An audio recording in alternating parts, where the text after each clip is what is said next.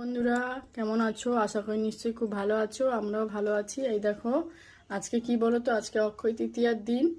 আজকে ভালো কাজ করতে হয়, ভালো পুজো, মানে আজকে মানে প্রত্যেকের ঘরে পুজো নিশ্চয়ই হচ্ছে আজকে দিনে। আজকে আমার গোপু সোনারা চন্দন মেখে বসে আছে। আজকে থেকে ওদের চন্দন যাত্রা শুরু।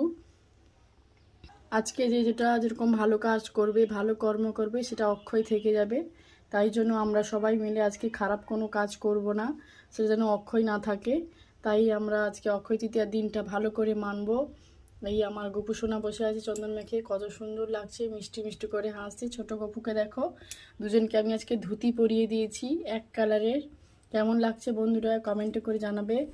আর আমার অজিত ভাই আমাকে দিয়েছিল লক্ষ্মীনারায়ণ ঠাকুর, তাই আজকে আমি পুজো করিয়েছি। তাই জন্য তোমাদেরকে দেখালাম। কেমন লাগছে বন্ধুরা?